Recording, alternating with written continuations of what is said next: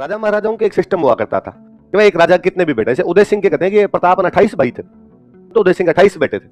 अब एक सिस्टम हुआ करता था कि भाई एक पिताजी के मरने के बाद में वह बेटा जो राजा बनेगा वो अंतिम संस्कार में भाग नहीं लेगा। वह बेटा जो अगला राजा बनेगा वो पिता के अंतिम संस्कार में बाल नहीं कटवाएगा, रोएगा नहीं, पिता के अंतिम संस्कार में नहीं जाएगा, वो राष्ट्र तिलक की तैयारियां करेगा। तो जिस बेटे को अगला राजा बनाना होता था उसे अंतिम संस्कार में लेके, ऐसा माना जाता है कि राजा के दुख नहीं होता, कोई राजा हमेशा सुख में ही रहता है, इसलिए राजा को दुख के मामलों में नहीं लेके जाएंगे। तो जगमाल को अगला राजा बनना है तो जगमाल तो अंतिम संस्कार में नहीं जाएगा, उसको कहा तो राष्ट्र तिलक की तैयारियां कर, तेरा साफा वाफा तैयार रखा, आगे बांधेंगे, तेरे तिलक निकालेंगे।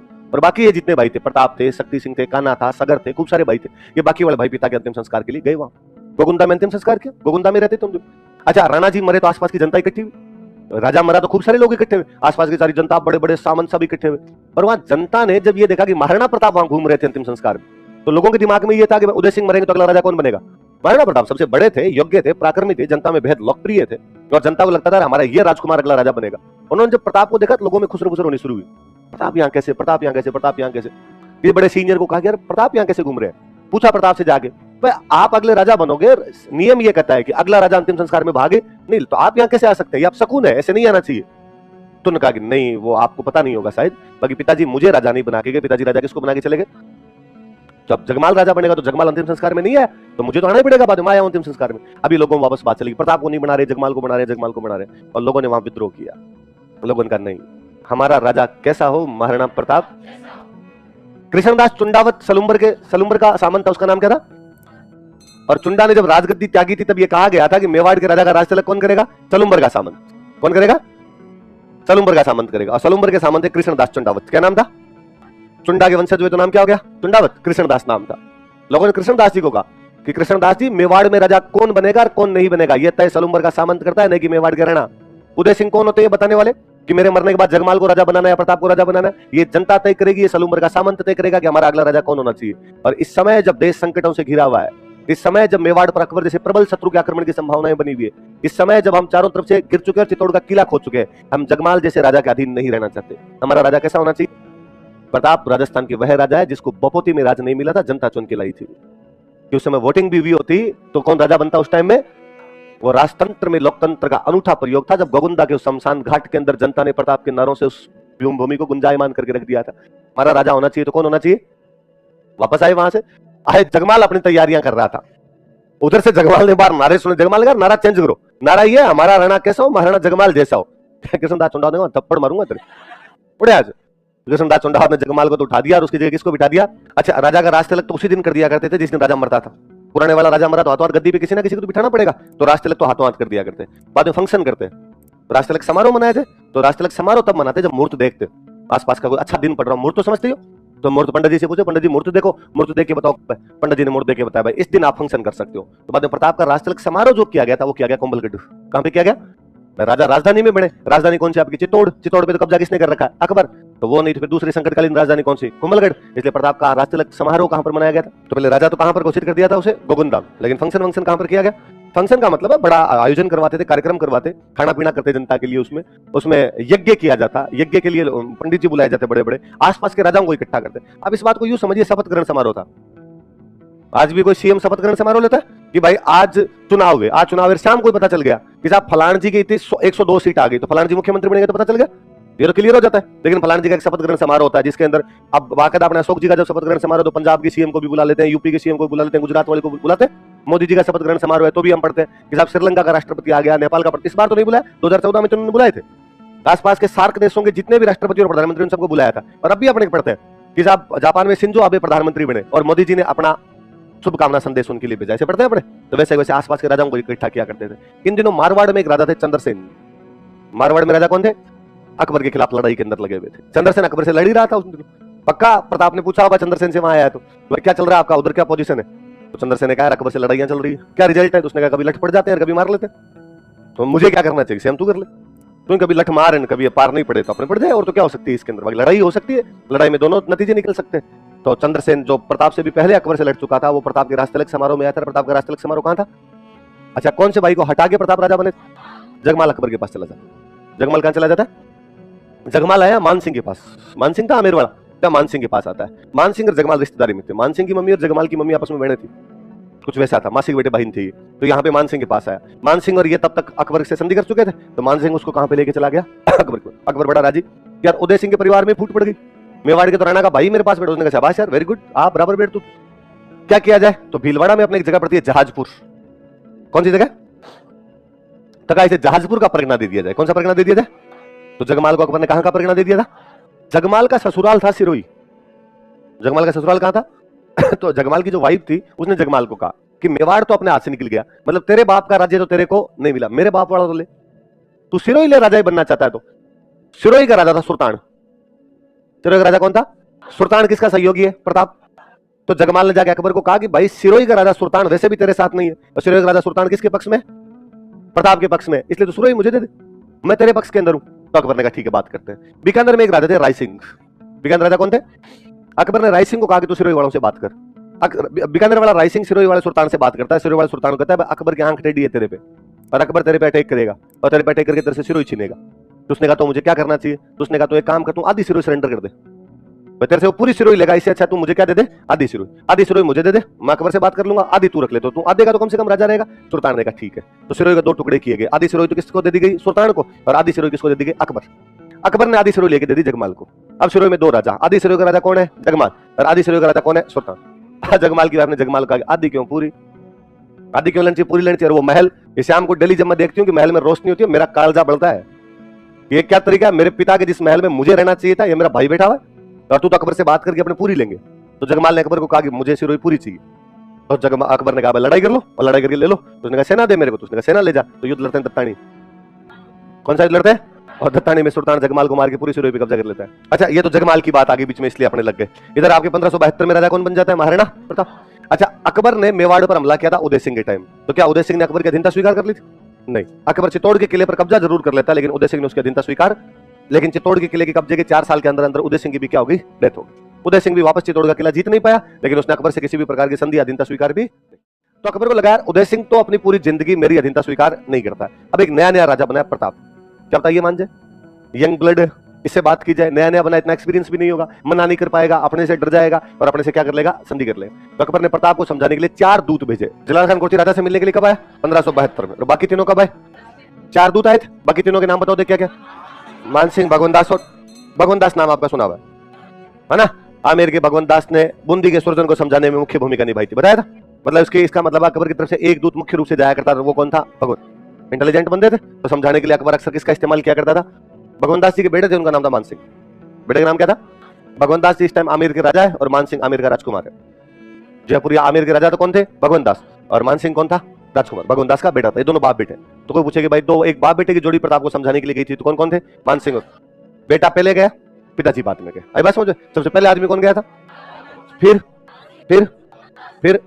टोडरमल जी का नाम आपने सुना है, वित्त मंत्री थे उस टाइम अकबर के, निर्मला सीतारमन यही हुआ करते थे, फाइनेंस मिनिस्टर हुआ करते थे।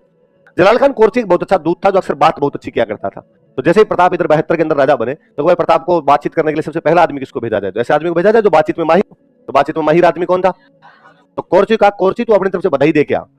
वही जो मैं अभी कह रहा हूँ कि शिंजो आबे जब जापान का प्रधानमंत्री बनता है तो मोदी जी बधाई भेजते हैं, अब तो बधाई व्हाट्सएप पे भेज दो, मेल कर दो, पहले जाके देनी पड़ती है आपको बधाई। तो अकबर ने कहा अपनी तरफ से बधाई दे क्या, और बात बात में साथ में ये भी पूछ लेना क्या प्लान है आगे का।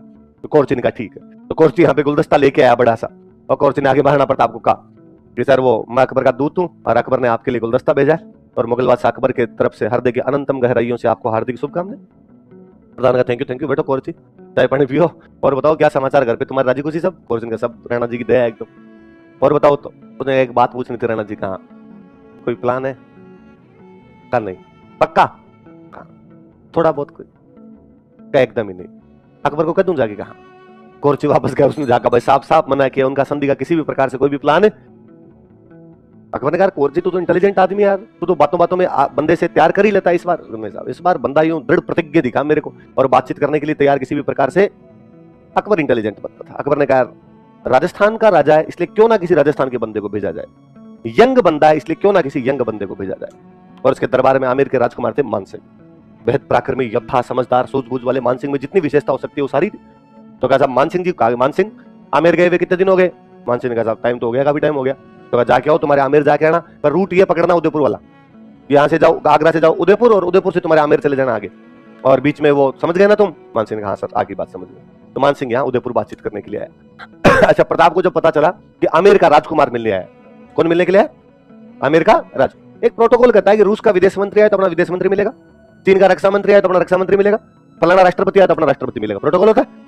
अच्छा, जब प्रताप को पता चला कि यार मेवाड़ का राजकुमार मेरे से मिलने के लिए आया, मेरे से बातचीत करने के लिए आया, तो उसने अपने राजकुमार का आगे तू बात कर, उनका राजकुमार है तो अपनी तरफ से भी अपना राजकुमार कर लेगा। प्रताप के सबसे बड़े बेटे थे अमर सिंह, क्या नाम था?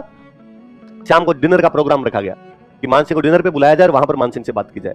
अमर सिंह के लिए कहा जाता है कि अमर सिंह थोड़ा बदमाश टाइप का बंदा था, गांव में नहीं कहते बोछड़ो, अमर सिंह उस टाइप का था। तब शाम को डिनर का प्रोग्राम होता क्या है कि जो गेस्ट होता है वो तो लेट आता है, होस्ट होता है वो जल्दी जाता है। अपने घर पे कोई मेहमान आएगा तो अपने पहले जाके खड़े हो जाएंगे, तो मेहमान आए तो अपने उनका स्वागत करें। यहाँ उल्टा था, मान सिंह जल्दी आ गया, अमर सिंह लेट आया। मान सिंह आगे बैठ गया, नौकर चाकर खड़े, खाना वाना रखा हुआ, वहां पे बोतलें रखी हुई मान सिंह के लिए, कोई स्वागत के लिए पूरी। मान सिंह ने पूछा तुम्हारे आए नहीं अभी तक, राणा जी नहीं आए?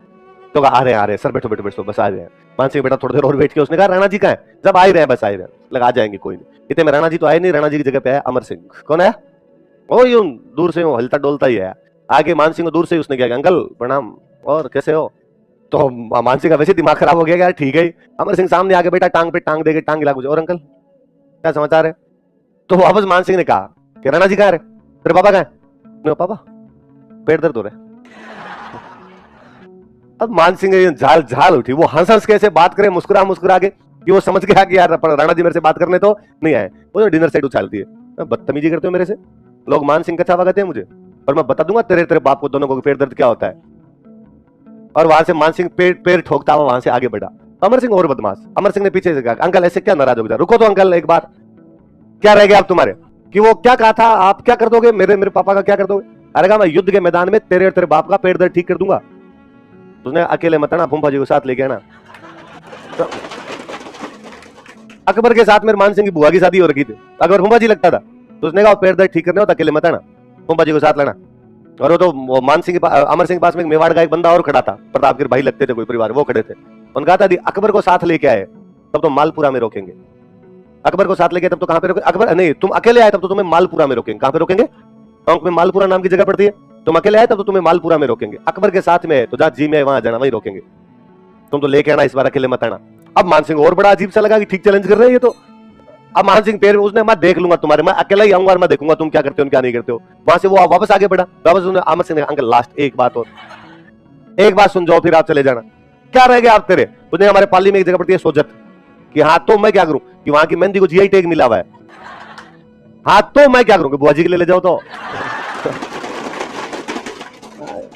मान सिंह झाल खाया हुआ है। जून का महीना था जब मान सिंह यहाँ पे बातचीत करने के लिए आया था, गर्मी पड़े भयंकर वाले, और उसमें आपको कोई ऐसी बातें और कहे। मान सिंह यहाँ से पैर पीटते हुए गया अकबर के दरबार में, उसने अकबर कहा अब भी कभी सहना चाहिए हाथों हाथ। इन मेवाड़ वालों को मैं बताऊंगा, इनकी खटिया नहीं खड़ी कर दी देख लेना। अरे बात क्या हुई? अरे बात तो हुई नहीं। क्यों नहीं हुई? प्रताप ने तुझे क्या कहा? प्रताप मिलने ही नहीं आया। तो क्यों मिलने नहीं आया? कि उसने कहा कि जब राजकुमार आए तो राजकुमार बात कर लेगा, और वो मेरे से बदतमीजी कर, मैं बता दूंगा उनको दोनों। अकबर इंटेलिजेंट बनता था, अकबर के समझ में आया कि बात तो सही है कि राजा नहीं गया तो राजा कैसे मिलेगा, राजकुमार गया तो उसे राजकुमार ही मिलेगा। इसका मतलब यदि राजा को भेजा जाए तो कौन मिलेगा उसे? उसने कहा भगवान दास जी। भगवान दास जी समझ गया मैं, तैयार हो जाओ। तो बैग तैयार, हम कहा बैग पैक है अपना, अपने आदमियों को अकबर ने कहा कि मान सिंह को साइड में ले जाओ, माउंटेन ड्यू पिलाओ थोड़ा। कोई ऐसा नहीं करते, सियाने बच्चे हो, साइड में आ जाओ। तो मान सिंह को तो साइड में भेजा, भगवान दास जी को मेवाड़ भेजा गया। इस बार सितंबर के महीने में भगवान दास जी बातचीत करने के लिए आए। भगवान दास जी यहाँ पर आए तो बाकायदा प्रताप मिलने के लिए आए। भगवान दास जी ने आगे समझाया कि देख प्रताप पार पड़नी नहीं है, अकबर एक बड़ा राजा है, हमने तो देख पहले ही संधि कर ली, तुम्हें भी अब संधि कर लेनी चाहिए। प्रताप ने कहा भगवान दास जी बात ऐसी है कि आज के 50 साल पहले मेरे दादाजी अकबर के दादाजी के खिलाफ लड़े थे, खानवा युद्ध में बाबर और संगा लड़ रहे थे, वो अकबर का दादा, ये किसके? प्रताप के दादाजी थे। और उस समय मेरे दादाजी ने राजस्थान के सभी राजाओं को लेटर लिखे थे कि हमारे अंडर लड़ने के लिए आओ, और आपके दादाजी पृथ्वीराज हमारी तरफ से लड़ते हुए शहीद हुए थे। खानवा युद्ध में पृथ्वीराज लड़ता हुआ मारा गया था, हमारे झंडे के नीचे पूरा राजस्थान लड़ा था। अब चलो मेवाड़ में उतनी ताकत नहीं बची कि हमारे झंडे के नीचे सारे लड़े, आमेर वाले ज्यादा ताकतवर हो गए आजकल आप, पर आप अकबर के खिलाफ लड़ाई का ऐलान कर दो, मैं आपके झंडे के नीचे लड़ लूंगा, लेकिन मुगलों के झंडे के नीचे मेरे से आज लड़ा जाए, इनका लड़ा जाए। भगवान दास इनका देख प्रताप, तेरे दादाजी की चक्री भी थोड़ी थोड़ी हिली हुई थी, मरवा दिया था कई लोगों को वहां, मैं नहीं लड़ूंगा यार, ऐसे ऐसे तू लड़ाइयों की बात मत किया अगर फालतू में, तो तुम मेवाड़ वाले आर्टिक लड़ाइयों के लिए तैयार रहते हो। तो प्रताप ने कहा तो किसने पीले चावल दिए आने के लिए? कभी बाप आ जाता है मुंह उठा के, कभी बेटा आ जाता है, तुम्हारे घर रहा करो, क्यों आते हो यहाँ पे समझाने के लिए? कुल मिला के भगवान दास जी को भी प्रताप ने साफ साफ मना किया कि माध्यमता स्वीकार। अकबर फिर धीरे झपकाने, वन मोर ट्राई, एक बार और देखा जाए। इस बार किसको भेजा गया? टोडरमल जी वित्त मंत्री आदमी थे, हिंदू और थे, तो कहा यार किसी हिंदू को भेजा जाए ठीक ही रहेगा, थोड़ा वित्त मंत्री। टोडरमल जी आए, प्रताप ने फिर मुलाकात की, तो टोडरमल जी ने कहा कि देख प्रताप, घर की सी बात बताऊं, मैं तेरा पक्ष ले रहा हूं, तेरे को बात बता रहा हूं, मैं तो उसका वित्त मंत्री हूं अकबर का, और मुझे पता है अकबर के पास में अथाह धन दौलत है, वो 100 साल भी लड़ाई करे तो भी उसके पैसे खत्म, तुम इतने रुपए कहां से लाओगे? लड़ाई करना बड़ी बात नहीं, पर कितने साल, कब तक बिना रुपए के संघर्ष कैसे किया जा सकता है? मैं तुम्हारी तारीफ करता हूं कि तुम संधि के लिए तैयार नहीं हो, वो तुम लड़ना चाहते हो, पर यार बिना पैसे के लड़ाई नहीं होती, और मुझे पता उसके पास ज्यादा पैसा है, तुम्हारे पास पैसा नहीं है, इसलिए पार नहीं पड़ेगी। प्रताप ने कहा टोडरमल जी आप तो आराम से जिमो, खाना खाते टाइम बीच में नहीं बोलते, और ये चिंता मत करना कि पैसे कहां से आएंगे, अभी तक मेवाड़ के भामाशाह मरे नहीं है, पैसा कहीं ना कहीं से आ जाएगा, हम अपनी तलवारों की धारों को तैयार कर रहे हैं, आप अकबर को लड़ाई की तैयारी करें, हम लड़ाई करेंगे, इसके अलावा कुछ नहीं। टोडरमल जी ने कहा थोड़ा बहुत कोई ऊपर नीचे हो तो नहीं, कुल मिला के उसने 4 दूत आए थे, चारों को बेरंग लौटाया था। ये चीजें बताती है कि प्रताप कितना स्वाभिमानी रहा होगा कि 4 बार अलग अलग तरीके से प्रयास किए गए, उसके बावजूद वो अकबर से संधि करने के लिए किसी भी प्रकार से तैयार है। जब बातचीत के सारे रास्ते बंद हो जाते हैं तब लास्ट उपाय क्या बचता है? युद्ध। ये युद्ध वो था जिसे आप तीसरी क्लास से पढ़ते आते हैं, ये हल्दी घाटी का युद्ध था। राजसमंद जिले में एक जगह पड़ती है, पहाड़ियों के बीच की एक जगह, जहां की मिट्टी थोड़ी हल्दी जैसी पीली है, इसलिए नाम ही पड़ गया उस जगह का हल्दी घाटी। 18 जून 1576 हल्दी घाटी का युद्ध। कब हुआ हल्दी घाटी का युद्ध? 18 जून 1500। अच्छा, कभी आपसे कोई पूछेगा हल्दी घाटी का युद्ध कब हुआ तो आपने कब बताना? 18 जून 1576। राजसमंद में हल्दी घाटी पड़ता है। अपने एक इतिहासकार हुए गोपीनाथ शर्मा, क्या नाम इतिहासकार का? गोपीनाथ शर्मा इसकी डेट बताते हैं 21। क्या बताते हैं? तो कोई स्पेसिफिक कभी आपसे पूछे गोपीनाथ शर्मा के अनुसार हल्दी घाटी का युद्ध कब हुआ था? 21 जून। नॉर्मली पूछेगा हल्दी घाटी की लड़ाई कब हुई थी, कब हुई थी? प्रताप वर्सेस अकबर। किस किस के बीच में? प्रताप के और अच्छा, मुगल बादशाह खुद कभी युद्ध में जाते नहीं थे, ये मैंने आपको 1-2 बार पहली बात बताई थी ना। अक्सर वो अपने सेनापति को भेज दिया करते थे। अकबर अजमेर तक साथ में आया था, सेना के साथ में कहां तक आया था? अजमेर के बाद उसने मान सिंह को कहा था कि जा सिमरन जी ले अपनी जिंदगी। तो आगे लड़ने के लिए कौन गया था बाद में? मान सिंह को पहली बार किसी युद्ध में सेनापति बनाया गया था, तो वो युद्ध हल्दी घाटी है। उरी मूवी देखिए, उरी। अच्छा, ऐसे कितने लोग जिन्होंने उरी मूवी नहीं देखी? आपकी कल क्लास में एंट्री बैनर है, उरी देख के ना, वरना क्लास में नहीं घुसने दूंगा मैं।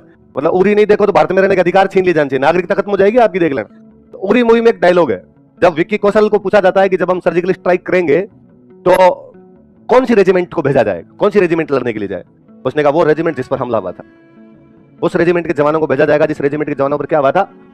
क्यों? उसी को क्यों भेजा जाए? उनका उसके सेंटिमेंट्स ज्यादा जुड़े हुए इनके साथ में, उनको लगता है हमारे साथियों को मारा था, उनकी वो अपमानित महसूस करते हैं, ह्यूमिलिएट महसूस करते हैं। और कई बार अग्रेशन को पॉजिटिव एनर्जी में बदल देना चाहिए, उनका अग्रेशन है वो अग्रेशन काम आएगा। अकबर एग्जैक्टली यहां पर यही काम ले रहा था, क्योंकि अपमानित किसको किया गया था? इसलिए पहली बार इतने बड़े युद्ध के अंदर, मतलब महत्वपूर्ण युद्ध के अंदर, एक ऐसे सेनापति को भेजा जा रहा था जो इससे पहले कभी भी आपका सेनापति नहीं रहा था। किसको भेजा गया था? तो मान सिंह को पहली बार इसी में सेनापति बना के भेजा गया। साथ में एक सेनापति और भेजा गया, आसफ खान। कौन भेजा गया था? तो अकबर की तरफ से 2 सेनापति है, कौन कौन? सुन लो एक बार, बाद में एक साथ लिख लेना। कोई पूछे कि मान सिंह को पहली बार कौन से युद्ध में सेनापति बनाया गया था? कौन से युद्ध में? फर्स्ट टाइम कमांडर बनाया गया था उसको हल्दी घाटी के अंदर। अच्छा, इधर प्रताप भी जानते थे इस बात को, वह बड़ी लड़ाई है, इसलिए वे लोग जो मुगलों के खिलाफ है उनको जोड़ा जाए, जैसे सांगा ने किया था। अफगान मुगलों के खिलाफ थे, इसलिए अफगानों को अपनी साइड के अंदर ले लिया। अच्छा, मेवाड़ वालों की हरावल में हमेशा कौन रहेंगे? सलूम्बर वाले। तो सलूम्बर के तो कौन थे? कृष्णदास, वो तो आने ही थे, उसमें तो कोई डाउट ही नहीं है। तो कृष्णदास चुंडावत आ गए भाई। कहां के थे कृष्णदास चुंडावत? सलूम्बर के हुआ करते। एक ग्वालियर का एक राजा हुआ करता था, रामसा तोमर। ग्वालियर का राजा कौन था? रामसा तोमर की अकबर की नहीं बन रही थी, तो रामसा तोमर अकबर के खिलाफ चल रहा है। और रामसा तोमर प्रताप का रिश्तेदार और था। रामसा तोमर के बेटे की शादी प्रताप की बहन के साथ हो रखी थी, रिश्तेदार भी था, तो मैसेज किया उधर, आप रिश्तेदार हो वैसे भी साथ देने आओगे, और दूसरी बात तुम्हारी अकबर से बनती नहीं है, मैं अकबर के खिलाफ लड़ रहा हूं, तो आ जाओ। तो ग्वालियर से लड़ने के लिए कौन आए थे? अफगानों की और मुगलों की आपस में कभी नहीं बनती थी। अफगान और मुगल हमेशा एक दूसरे खून के पैसे रहते थे, क्योंकि अफगानों को हमेशा ये लगता था कि पहले जब हमारा राज था भारत में तो आगे किसने खत्म किया? मुगलों। और अफगानों का इन दिनों में एक नेता था हाकिम खान सूर। कौन नेता था? हाकिम खान सूर को समाचार पहुंचे कि साहब प्रताप लड़ रहा है, अब मुगलों के खिलाफ हाकिम खान सूर आया, और उसने कहा साहब यदि आप मुगलों के खिलाफ लड़ रहे हैं तो मैं लड़ने के लिए तैयार, और अब एकदम आगे खड़ा करूं, मैं बताऊंगा मुगलों क्या कर सकता हूं। प्रताप ने कहा कोई दिक्कत नहीं, हरावल के अंदर लड़िए। तो हाकिम खान सूर किसकी सेना लेके आया? अफगानों। कौन सी सेना के साथ है? अच्छा, एक यहाँ को सामंत हुआ करते थे, राणा पुंजा। कौन हुआ करते? भौमट वाले क्षेत्र में भील रहा करते थे, उन भीलों की सेना लेके कौन आए थे? राणा पुंजा। घाटी का मतलब होता है पहाड़ों के बीच की जगह, पहाड़ों के बीच की जो जगह हुआ करती थी उसको क्या बोला करते थे? दोनों तरफ पहाड़, बीच के अंदर दर्रा था। दर्रा समझते हो? पास, बीच में एक पास था। मेवाड़ वाले इस बात को जानते थे कि अपनी सेना कम है और अकबर की सेना ज्यादा है। अच्छा, सेना बराबर हो तब तो मैदान में लड़ा जाए, बराबरी का मुकाबला तो मैदान के अंदर ही किया जा सकता है, लेकिन आपकी सेना कम और दुश्मन की सेना ज्यादा हो तो पहाड़ों में लड़ा जाए। फिर लड़ने का जो तरीका होता है उसको बोलते हैं छापामार। क्या बोलते हैं? Guerrilla tactic. क्या बोलते हैं? गुरिल्ला टैक्टिक बोलते हैं। तो यार आपने गुरिल्ला टैक्टिक से लड़ लिया जाए, आपने छापामार युद्ध तरीके से लड़ लिया जाए, तो छापामार युद्ध कर रहे थे वो। इधर से मेवाड़ वाले पहले से अपनी सेना लगा के इधर तैयार खड़े हुए, दर्रे के इधर। दर्रे में पूरी सेना कभी भी एक साथ नहीं घुस सकती, पूरी सेना कभी भी, मेवाड़ वालों की पूरी सेना एक साथ तो आएगी नहीं, थोड़े थोड़े सैनिक आएंगे, थोड़े थोड़े सैनिक आएंगे, तो अपने इधर पोजीशन लेके पहले से तैयार रहो। जैसे 100 सैनिक घुसे, 200 घुसे, उन पर आक्रमण करो। मुगलों की हालत खराब कर दी थी इस दर्रे के अंदर। जैसे मुगल इस दर्रे के अंदर घुसते, ये पहले से तैयार थे, भाई आपने तो पोजीशन ले रखी है, अगला बंदा तो पोजीशन लेगा आके, और वो पोजीशन ले उससे पहले तो आप मार रहे थे। जैसे शुरुआत का युद्ध शुरू होता है, शुरुआत के युद्ध के अंदर ही इतना बुरी तरीके से मारते हैं मेवाड़ वाले। कहते मुगलों की सेना 16 मील वापस भागी थी। 16 मील किसको? बनास नदी का कांठा है, तो बनास नदी के कांठे कांठे 16 मील तक वापस भागे थे मुगल। वापस जाते जाते एक सैनिक था मुगलों की तरफ से, मिहत्तर खां। कौन सैनिक था वो? बेचारा चिल्लाया, वो कोई लास्ट में खड़ा था, लास्ट में। उसने देखा अपने वाले तो सारे भाग रहे हैं, उसने पूछा पीछे, अरे भाई हुआ क्या? तो कह रहे मार रहे हैं उधर, और आगे पार नहीं पड़ रही अपने दर्रे के उधर, वो तैयार खड़े हैं सारे के सारे। तो उसने बेचारे ने पीछे से शोर मचाना शुरू किया, अरे ऐसे मत भागो रे, अकबर खुद आ रहा है, बड़ी सेना आ रही है, और आ रही है अपने पास में सेना। तो थोड़े लोगों के कदम जमे, एक तो डर से कि बादशाह खुद आ रहा है, और बादशाह को पता चलेगा भाग गए तो बादशाह बेइज्जती करेगा, बादशाह मारेगा अपने को। फिर जब ये पता चलता है कि अपने इतने ही नहीं और पीछे से आ रहे हैं, थोड़ा हौसला जमता है, वे लड़ेंगे, पीछे सेना तो और आ ही रही है। मुगल जैसे तैसे करके लड़ने लगे। तो अब जब ये मुगल वापस भागे तो मेवाड़ वाले इनके पीछे भागे, तो दर्रा क्रॉस कर गए, दर्रा क्रॉस कर गए तो बाहर के आ गए आपके मैदान। अब लड़ाई उसके बाद मैदान के अंदर होने लगी। जब मैदान में लड़ाई हो रही थी तो महाराणा प्रताप ने देखा कि मान सिंह अपने हाथी पे बैठ के लड़ रहा था। उसके हाथी का नाम था मर्दाना। क्या नाम था? उस मर्दाना नाम के हाथी पे बैठ के लड़ रहा था। तो प्रताप को और गुस्सा है, और प्रताप को लगा ये काम ठीक है, ये आमेर वाले बाप बेटे कभी समझाने आ जाते हैं, और इस बार मान सिंह सेनापति बन के आ गया। उसको गुस्सा मान सिंह पे जो था। प्रताप के घोड़े का नाम क्या था? चतक को एकदम उस हाथी के पास में ले जाता है। चतक बड़ा समझदार घोड़ा था, हालांकि मान सिंह के आसपास में खूब सारी सिक्योरिटी लगा रखी थी, पर प्रताप उनको काटते पीटते एकदम घोड़े को वहां पास में ले जाते हैं। घोड़ा इतना समझदार था कि चतक अपने अगले दोनों पैर हाथी की सूंड पे लगा देता, मतलब पिछले दोनों पैर पे खड़ा हो जाता है। प्रताप के पास में भला था, ज्यादातर लोगों ने आपने कहानियां पढ़ी है कि प्रताप मान सिंह पर भला मारता है। मान सिंह उस हाथी के होदे में नीचे बैठ जाता है, तो भला उसके ऊपर से निकल जाता है। मान सिंह बच गया भले के प्रहार से, पर मान सिंह और योग्य सेनापति था। उसने अपने हाथी की सूंड में एक चाकू लगा रखा था। जब चतक अगले पैर वापस उतार रहा था तो अगले वाले दोनों खुर उस चाकू में रह गए, पैर कट गए थे उसके दोनों अगले में। अब वो पैर तो उसने उतार लिया, पर अब घोड़ा बेचारा चले कैसे? आपके पैर में कट भी लगा दे कोई तो भी आपसे दौड़ा तो कैसे जाएगा? अब वो कट लग गए उसके, अब उसे चला नहीं। महाराणा प्रताप को लगा अचानक क्या हो, इतनी देर तक घोड़ा सरपट दौड़ रहा था, अब अचानक घोड़े से तो बाहर ही नहीं निकला जा रहा है। तो नीचे की तरफ देखा तो घोड़े के अगले दोनों पैर कटे। उसने जैसे तैसे करके घोड़े को युद्ध भूमि से बाहर निकाला। भाई घोड़ा जाएगा यार, तो उस युद्ध भूमि से बाहर निकाला। मेवाड़ के अंदर रीति थी कि राजा किसी भी कारण से यदि युद्ध भूमि से बाहर जाता है तो कोई ना कोई सादड़ी का झाला आके युद्ध को लीड करेगा। खानवा के युद्ध में जब सांगा बाहर गए थे तो सादड़ी का झाला अजाल, इस बार झाला था मान सिंह। कौन था झाला? इसका नाम भी मान सिंह था। दोनों नाम मिलते हैं, झाला मान सिंह भी मिलता है, यहाँ मिलता है झाला बिद्दा। झाला तो सरनेम है, मान या बिद्दा इनके नाम थे। तो जैसे कहा गया भाई प्रताप युद्ध भूमि से बाहर उस चतक को लेके बाहर निकल रहे हैं, तो युद्ध को लीड करने की वो राजा वाला मुकुट लेके कौन लड़ा करता था वहां पे? झाला मान या झाला बिद्दा। चतक को जैसे थोड़ा सा बाहर लेके गए, बाहर जाते चतक मर गया। वो इसीलिए उसका अंतिम समय था, इसलिए उसको बाहर लेके गए थे कि यार घोड़ा इनके बीच में कैसे छोड़ा जाए, इतना स्वामी भक्त घोड़ा अपना। बाहर लेके गए, हल्दीघाटी से बाहर निकलते चतक मर जाता है। वहां पर एक जगह बलीचा, कौन सी जगह? वहां पर चतक की छतरी है, वहीं राजसमंद में जगह पड़ती है, हल्दीघाटी के पास में है ना। पर प्रताप भले ही चतक को लेके बाहर निकलो, लेकिन तब तक युद्ध का रिजल्ट आ चुका था। मुगल भयंकर तरीके से आ रहे थे इस युद्ध के अंदर। मान सिंह अपनी सेना लेके वापस पीछे निकलते हैं, गोगुंदा की तरफ चले गए। किधर चले गए थे मैं आगे बताऊंगा। एक राइटर है बदायूनी, जो इस युद्ध में खुद आया हुआ था। बदायूनी कहता है कि हम इतना डर रहे थे, इतना भयंकर डर रहे थे कि जब गोगुंदा में जाके रुके थे तो हमें डर था कि रात को प्रताप वापस आक्रमण कर देगा, और हम रात को भी यहाँ पे जिंदा नहीं रह पाएंगे। इसलिए हमने गोगुंदा में जहां पर हम रुके थे चारों तरफ ऊंची ऊंची चार दीवारी की, चारों तरफ ऊंचे ऊंचे पत्थर लगाए हमने, और रात को पूरी रात जागते बैठे रहे कि अचानक हमला नहीं हो जाए। और सुबह वापस हम वहां से अजमेर की तरफ रवाना हुए। बदायूनी कहता है जब हम अजमेर की तरफ रवाना हुए थे, एक तो जून का महीना, भयंकर वाली गर्मी पड़े, और फिर भीलों के गांव से होकर हमें जाना था। गोगुंदा साइड में भील रहते हैं, और भील महाराणा प्रताप के बेहतरीन स्वामी भक्त थे कि एक एक गांव के अंदर हम पर हमले किए जा रहे थे। यदि हमारा 5-7 आदमी कहीं थोड़े से पीछे रहे, भाई सेना पूरी साथ चल रही है तो सारे एक साथ तो कैसे चल सकते हैं? 10 आदमी पीछे चल रहे हैं, कोई 5 आदमी, फिर 100 आदमी, फिर 200 आदमी पीछे। यदि कोई 5 आदमी अकेले रह गए, भील उनको मार दिया करते। यदि हम किसी गांव के अंदर कोई पानी लेने के लिए जाते, वहां भील पकड़ के मार दिया करते हमें। भीलों ने हमारी रसद छीन ली थी, अनाज वाली टुकड़ी जो चल रही थी, भील पड़े जो अनाज छीन के भाग गए। बदायूनी कहता हमने जैसे तैसे करके अल्लाह अल्लाह का नाम लेके अजमेर का रास्ता लिया था। इतनी भयंकर तरीके से यहाँ पर मात दी थी। मान सिंह और आसफ खान दोनों वहां पर पहुंचे अकबर के पास में।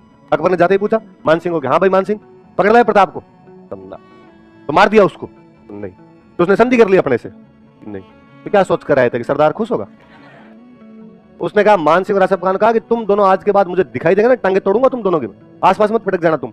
अरे कहा सर सुनो तो सही, सुन ली बात, मैं जा रहा हूं देखो, और मैं तुम्हें बताऊंगा कैसे पकड़ा जाता है। तो ठीक है आप जाके देख लो। इस युद्ध को अलग अलग इतिहासकारों ने अलग अलग कई नाम दिए। अबुल फजल इसको कहता है खमनोर का युद्ध। क्या कहता है? वहां कोमलगढ़ के पास में खमनोर की पहाड़ियां है, आगे आप ज्योग्राफी में पढ़ोगे, यहां से हमारी बनास नदी निकलती है। अभी मैं कह रहा था बनास के पास में भागे थे ये लोग, तो वहां खमनोर की पहाड़ियां हैं, तो उसने कहा भाई खमनोर का युद्ध था। बदायूं नहीं कहता कि नहीं गोगुंदा का युद्ध था। क्या नाम देता है? तो ये खमनोर और गोगुंदा के बीच की जगह है हल्दी घाटी। तो एक साइड ने इधर वाली पहाड़ियों का नाम बता दिया और एक ने इधर वाली पहाड़ियों का नाम बता दिया, तो बैटल ऑफ खमनोर और बैटल ऑफ गोगुंदा। आदर्श लाल श्रीवास्तव बाद में अपने एक राष्ट्रवादी इतिहासकार में वो कहते हैं नहीं हल्दी घाटी वाली जगह वही नहीं था, ये से थोड़ी सी आगे की तरफ एक जगह बादशाह बाग, तो कहते हैं बादशाह बाग नाम की जगह पे हुआ था, तो वो इन्होंने इस युद्ध को नाम दे दिया बादशाह बाग का युद्ध, बैटल ऑफ बादशाह बाग। जगह का नाम है बादशाह बाग, बादशाह बाग का युद्ध। जेम्सटोड यूरोप का था, इसलिए अपने यूरोप के युद्ध से इसकी तुलना करता है। वो कहता है हमारे यूरोप में ऐसा कैसा युद्ध हुआ था, थर्मोपोली का युद्ध। कौन सा युद्ध हुआ था? जैसे तुम्हारे मेवाड़ में कौन सा हुआ है, हल्दी घाटी, तो वो कहता है हल्दी घाटी मेवाड़ की थर्मोपोली है, थर्मोपोली ऑफ मेवाड़। उनके यूरोप में थर्मोपोली नाम की एक जगह है, वो कहता है हमारे थर्मोपोली में जैसा युद्ध हुआ था वैसा युद्ध तुम्हारे हल्दी घाटी में हुआ था, इसलिए तुम्हारी हल्दी घाटी मेवाड़ की क्या है, थर्मोपोल। ये दोनों अबुल फजल और बदायूनी दोनों अकबर के दरबार में थे। किसके दरबार में थे? अकबर के। इनमें बदायूनी इस युद्ध में भाग लेता है। बदायूनी के लिए कहते हैं बदायूनी थोड़ा कट्टर मुसलमान टाइप का बंदा था, तो इस युद्ध के लिए जब रवाना हो रही थी सेना, तो बदायूनी ने कहा मैं भी चलूंगा। तो लोगों ने कहा यार बदायूनी तू पेन वेन चलाने वाला बंदा, उधर तलवार चलेगी, तलवार फालतू में देश के काम आ जाएगा, क्या लाएगा वहां पे? उसने कहा नहीं, जब वहां हिंदुओं का खून बहेगा तो मैं अपनी दाढ़ी की लगाऊंगा, मुझे दाढ़ी लाल करनी है काफिरों के खून से। तो कहा चल खून खूब बहेगा वहां, दाढ़ी आराम से रंग लेना। तो बदायूनी लिखता है कि मैं तो इसलिए आया था। तो बदायूनी कहता मैं पीछे खड़ा था थोड़ा, जब युद्ध शुरू होते ही मेवाड़ वालों का हमला इतना भयंकर था कि मेवाड़ वालों ने जब मारना शुरू किया तो हमारे सैनिक भागने लगे, तो हमारे सैनिक भाग रहे थे तो उनके पीछे मेवाड़ के सैनिक भाग रहे थे। तो मेरे ये नहीं समझ में आ गया अब तीर किस पे चलाऊं भाई, हमारे वाले भी इधर ही भाग रहे, मैं यहाँ खड़ा हूं, हमारे वाले भाग रहे हैं, उनके पीछे कौन भाग रहे हैं, मेवाड़ वाले भाग रहे हैं। तो मैंने नकीब खान से पूछा, पास में कोई सेनापति था दूसरा, यार तीर किस पे चलाया जाए, ये भी अपनी तरफ ही आ रहे हैं, मेवाड़ वाले भी अपनी तरफ ही आ रहे हैं। नकीब खान ने कहा कि बदायूनी तुम तो आंख बंद करके तीर चलाओ, मरेंगे दोनों साइड से काफिर, क्योंकि मान सिंह की सेना आगे आगे लड़ रही थी, मान सिंह की सेना में थे तो हिंदू ही सारे के सारे। तो उसने कहा तेरा लक्ष्य तो पूरा हो जाएगा, दोनों तरफ से हिंदू तो मर ही जाएंगे, तेरे को दाढ़ी रंगनी है, तू दाढ़ी तो रंगी लेगा आराम से। तो बदायूनी कहता भाई साहब अपने तो आंख मीच के तीर चलाने शुरू किए, इतने पता चला कि मेवाड़ वाले अपने नजदीक आ गए तो अपने चपले हाथ में ली उतर, अपने आसपास में नहीं रुके थे। तो बदायूनी इस युद्ध का बड़ा गजब वर्णन करता है। तो कौन सा इतिहासकार युद्ध के मैदान में आया हुआ था? बदायूनी। तो बदायूनी ने क्या कहा था इस युद्ध को? अरे मंत का बुत तवारीख नहीं, गोगुंदा का युद्ध। क्या कहा था? ये नहीं कि आज घर पे जाओ और मम्मी के खाना खा ले आपको मंत का बुत तवारीख। कोई पूछे बेटा तुम्हारा नाम क्या है, मंत का बुत तवारीख। आज मैं एक ही नाम याद करूंगा, इसके अलावा कुछ नहीं करना है कि बदायूनी ने युद्ध को क्या कहा था कि मंत का बुत तवारीख। अच्छा कौन कौन से दो पक्ष लड़ रहे हैं इसमें? एक तो लड़ रहे हैं मुगल, अरे कौन से लड़ रहे हैं? मेवाड़। कौन लड़ रहा है? सुनना देखो, इस युद्ध से पहले मुगलों ने जब अपना मिलिट्री कैंप लगाया था, मुगलों का जो सैनिक शिविर था, मुगलों का सैनिक शिविर वो था राजसमंद में, गांव पड़ता है मोलेला। कौन सा गांव था? आगे हम पढ़ेंगे, टेराकोटा नाथद्वारा के पास में ना। और मेवाड़ वालों की सेना जिस गांव में रुकी हुई थी उस गांव का नाम था लोसिंग। कौन सा गांव था? वही राजसमंद में हल्दी घाटी के पास में गांव मोलेला, यहाँ पे मुगलों की सेना रुकी होगी और मेवाड़ वालों की सेना कहां रुकी होगी? लोसिंग। अच्छा मुगलों का एक इतिहासकार युद्ध के मैदान में खुद ही आया था, बताओ कौन? बदायूनी। अच्छा बदायूनी कहता है कि मेवाड़ वालों के मुगलों के पास में 5000 फौजी थे। कितने फौजी थे? और वो कहता है मेवाड़ वालों के पास में 3000 थे। मेवाड़ वालों के पास में कितने थे? 3000 थे। अच्छा मैंने एक श्यामलदास जी बताया था, मेवाड़ वालों के एक कवि वीर विनोद लिखे ना, श्यामलदास जी 1880 में। कब हुए? लगभग 1880। घटना कब की? 1576, मतलब घटना के 300 साल बाद। तो ये वीर विनोद में लिखते हैं कि मुगलों की तरफ से 80,000 फौजी थे। कितने फौजी थे? और हमारी तरफ से थे 20,000। कितने थे? तो 300 सालों में संख्या तो बढ़ी जाती है ना? नहीं यूं कोई कहानी सुना था, पहले किसी ने कहा 3000 फौजी थे, बाद किसी ने कहा बहुत बड़ी सेना आई थी, ये बहुत कितने 50,000 फौजी आए थे। यूं करते करते यहां तक आते आते कितने आगे? तो श्यामलदास जी कितने बताते हैं उनकी तरफ से? तो और इधर से कितने थे? 20,000। पर हम बदायूनी वाली बात को सही मानते हैं, वो तो खुद ही था, वो तो वही था, तो उसको थोड़ी सटीक बातें बताओ, एग्जैक्टली संख्या नहीं बताओ पर लगभग अंदाजा उसका ज्यादा सही रहा होगा। फिर वो मुगलों की तरफ से आया तो उधर तो कह के भेजा होगा भाई कितने फौजी जा रहे हो? 5000। उधर वालों की जानकारी प्राप्त की यार कितने गए? तो कहा आधे गए यार अपने, तो उधर वाले कितने? आपके 3। अच्छा ये युद्ध हाथियों की लड़ाई है, इसमें हाथी खूब सारे लड़े थे। वैसे अपने यहाँ पे हाथी ज्यादा ही लड़ा करते थे। इधर मुगलों की तरफ से एक तो मानसिंह वाला हाथी में बता रहा था आपको, मर्दाना। एक हाथी और था गजमुक्ता। कौन सा हाथी था? इधर मेवाड़ वालों की तरफ से 2 हाथी लड़ रहे थे, एक हाथी का नाम था लूणा, एक हाथी का नाम था राम प्रसाद। क्या नाम था? और अपने किताबों वालों और मजे कि राम प्रसाद को मुगलों ने पकड़ लिया। लड़ते लड़ते हाथी का महावत मर गया, हाथी का महावत मर गया, हाथी अकेला, तो मुगलों ने उसको पकड़ लिया। और अकबर ने कहा क्या नाम है तेरा? उसने कहा साहब राम प्रसाद है। अच्छा अब इधर मानसिंह आसफ खान हार के गए तो अकबर को बड़ा गुस्सा आया। अकबर ने कहा मैं खुद मेवाड़ में हमला करूंगा और प्रताप को पकड़ के लेके आऊंगा। ये प्रतापन पहले से अपनी पहाड़ियों के अंदर सेट होकर बैठ रखे थे कि पहाड़ियों में आएगा तब तो मार लेंगे, बाहर अपने मैदान में जाना है क्यों? अपनी सेना कम है, दुश्मन की सेना ज्यादा। अकबर ही उदयपुर के आसपास में आके अपने कैंप लगाता है और अपनी सेना कहता है कि जाओ पहाड़ियों में पकड़ के। सैनिकों को डर लगे, सैनिकों को पता था पहाड़ियों में गए नहीं, बिलों ने मारा नहीं, और भील तीर कमान लेके भगवान जाने पेड़ों पर किधर किधर बैठे हुए। आप जाओ और सरसराता हुआ तीर आए कहीं से, तो इनको वैसे डर लगता था कि यार मर जाएंगे फालतू। कोई छोटी बहुत टुकड़ी गई, मेवाड़ वालों ने मार लिया, तो मुगल अंदर पहाड़ियों में जाने से डरने लग गए। अकबर ने एक दो बार पूछा भी कि तुम पहाड़ियों में क्यों नहीं जाते, क्यों नहीं ढूंढ पाते उसको। अब उन सैनिकों ने कहा साहब हम मुगल हैं, गूगल थोड़ी है भाई, हमें क्या पता है लोकेशन कहाँ है कहाँ नहीं है। फाइनली अकबर पहाड़ों में अंदर जा ही नहीं पाया। अकबर उदयपुर पे कब्जा करता। कहां पे कब्जा करता? और उदयपुर का नाम बदल कर देता मुहम्मदाबाद। क्या कर देता? और मानसिंह के एक अंकल हुआ करते थे जगन्नाथ कछवाहा। अंकल कौन थे? जगन्नाथ कछवाहा। इन जगन्नाथ कछवाहा को उसने कहा तू उदयपुर संभाला। एक तो जगन्नाथ कछवाहा और एक बंदे और थे फखरुद्दीन, क्या नाम था? इन दोनों को उदयपुर दिया। उदयपुर देने के बाद अब अकबर ने दिमाग लगाया कि ऐसा मेवाड़ वालों के पास क्या है कि झुकने के लिए तैयार नहीं है। पता चला साहब आसपास की रियासतें मेवाड़ वालों की मदद कर रही है। आसपास की रियासतें कौन की? डूंगरपुर बांसवाड़ा कौन कर रही है? अकबर ने कहा मेवाड़ को छोड़ो, इन पर आक्रमण करो। पहले तो सेनापति चेंज किया यहाँ पे। अच्छा अकबर जब यहाँ से गया वापस गया तो मानसिंह और आसफ खान तैयार खड़े थे। मानसिंह आसफ खान ने कहा कि वो कहाँ है प्रताप? हमने सुना पकड़ लाया, आप जंजीरों में बंधा हुआ है। अकबर ने कहा थप्पड़ मारूंगा, कल से दरबार में आ जाना दोनों। हमने पहले ही कहा था तेरे को, तू ही पंचायती कर रहा था। इस बार एक नया सेनापति भेजा गया, शाहबाज खान। कौन था? मुगलों का एक बेहतरीन कमांडर था शाहबाज खान। शाहबाज खान को उतारा कि शाहबाज खान तुम जाओ और तुम जाके पकड़ के लेके आओ। उन दिनों महाराणा प्रताप कुंभलगढ़ के किले में थे। कौन से किले में? शाहबाज खान कुंभलगढ़ पर 3 आक्रमण करता है। कितने आक्रमण करता है? पार नहीं पड़ी। एक बार बीच में शाहबाज खान 78 वाले हमले में कब्जा भी करता है कुंभलगढ़ पे। जैसे ही शाहबाज खान की बड़ी सेना आई, प्रताप को लगा पार नहीं पड़ेगी, तो कुंभलगढ़ खाली करके वापस पहाड़ों में चले गए। शाहबाज खान कुंभलगढ़ के अंदर रहने लगता है। एक दिन प्रताप वापस एक बड़ा हमला करते हैं, शाहबाज खान को निकाल के वापस कब्जा कर लेते हैं। कुल मिला के शाहबाज खान कुंभलगढ़ किले पर ढंग से कब्जा। तो अकबर ने फिर सेनापति चेंज किया। इस बार एक सेनापति भेजे गए, अब्दुल रहीम। कौन सेनापति भेजे गए? ये रहीम जी वही है जिनके बचपन से आपने दोहे सुने हैं, रहीमन धागा प्रेम का मत तोड़ो छिटकाए, टूटे से फिर जुड़े नहीं, जुड़े गांठ पड़ जाए। इन रहीम जी को भेजा गया, रहीम तुम जाओ और प्रताप को पकड़ के ले गए। रहीम जी ने कहा मैं प्रेम के दोहे लिखने वाला आदमी क्या तलवारें वलवारें चलाने के लिए भेज रहे हो? पर रहीम जी बेहतरीन योद्धा थे। रहीम जी जितने अच्छे कवि थे उतने बहादुर योद्धा हुआ करते। तो रहीम जी को भेजा गया। पर रहीम जी का मेवाड़ वालों के प्रति एक सॉफ्ट कॉर्नर था। रहीम जी को ये लगता था कि नहीं यार अकबर फालतू का पंगा ले रहा है, मेवाड़ वालों की क्या गलती है, ऐसे क्या आक्रमण करना है, अगले अलग बैठे तो बैठे रहेंगे। तो रहीम जी यहाँ उदयपुर में एक जगह पड़ती थी शेरपुर। कौन सी जगह? पहाड़ियों में कोई शेरपुर नाम की जगह थी, वहां पर आके बैठ गए, हमला ही नहीं किया। अच्छा जब भी कोई सेनापति बड़ा सेनापति आता था ना, लंबे टाइम के लिए किसी सेनापति को भेजते तो परिवार को साथ लेके आता। तो रहीम जी की लुगाई टाबर सब साथ में आए हुए थे। तो आपने लुगाई टाबरों के कैंप लगाए अलग से, रहीम जी ने अपने कैंप लगाए, चुपचाप बैठे हुए, सुबह शाम जाके शिकार खेल के वापस आ जाए। अरावली की पहाड़ियों में शिकार की कमी नहीं थी। और अकबर को लेटर लिख के भेजते कि आज हमने प्रताप पर हमला किया लेकिन प्रताप पकड़ में नहीं आया। अकबर क्या कहे? अकबर यही कहे well try, better luck next time, इस बार पक्का तुम पकड़ लो। अकबर ये तो पूछ भी नहीं सकता कि क्यों नहीं पकड़ पाए, क्योंकि यदि वो ये कहते भाई क्यों नहीं पकड़ पाए तो रहीम जी वापस लिख दे भाई मानसिंह आसफ खान तू शाहबाज खान मिलकर बता दो कैसे पकड़ना है। तो अकबर कहता वेल ट्राई रहीम वेल ट्राई, लगे रहो डटे रहो जवानों अपने एकदम वहां पे। अब रहीम जी अपने यहाँ पर, तो इधर प्रताप ने देखा कि यार उधर से हमले होने बंद हो गए। हमले होने बंद हुए। प्रताप ने पूछा क्या बारे मुगलों की तरफ से आज आक्रमण नहीं हो रहे कि साहब उधर से रहीम जी आए हुए। तो रहीम जी आक्रमण कर ही नहीं रहे, अपने कैंप लगा के शांति से बैठे हुए। क्या बात करते हो, कोई आक्रमण नहीं उनकी तरफ से, नहीं सब तैयारी नहीं है, वो शिकार खेलने जाते हैं शाम को आ जाते हैं। तो प्रताप ये भी पहाड़ियों से बाहर है, अनाज इकट्ठा करना शुरू किया। तो पहाड़ियों में रहोगे तो खाओगे क्या?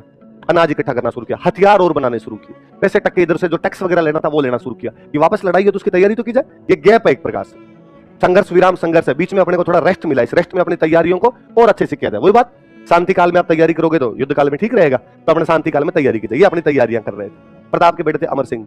कौन थे? अमर सिंह को एक दिन मॉर्निंग वॉक पे निकला हुआ सुबह सुबह, और उसने देखा कि रहीम जी के जो कैंप थे वो खाली पड़े, कोई दिखाई नहीं दे रहा। तो मुगल गए रातों रात ही छोड़ के चले गए, वो कैंप के नजदीक ही चला गया। पर बाहर जाकर आवाज लगा रहीम अंकल किधर है? अंदर से महिलाओं की आवाज आई, कहा रहीम जी घर पे नहीं है। तो उसने कहा और कोई पुरुष है तो उसको बाहर भेजो, मुझे बात करनी है। तो उनका घर पे कोई पुरुष नहीं है, सब शिकार करने के लिए गए। उसने कहा सच्ची? बाहर आ जाओ सारी की सारी। वो सबको गिरफ्तार कर लेता है। उसने कहा फॉलो मी, पीछे पीछे आओ। महिलाएं बाप रे रोए करलाई उसके पीछे पीछे, डाकी लेके कहां जा रहा है हमको। उसने कहा नहीं तुम मेरे पीछे पीछे आओ।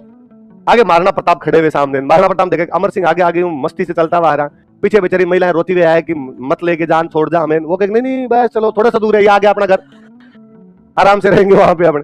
आगे प्रताप ने पूछा भाई है कौन ये? तो उसने कहा डैडी आप साइड में जाओ, मैं थप्पड़ मारूंगा तेरे, बता कौन है? तो उसने कहा रहीम अंकल। रहीम जी कहा?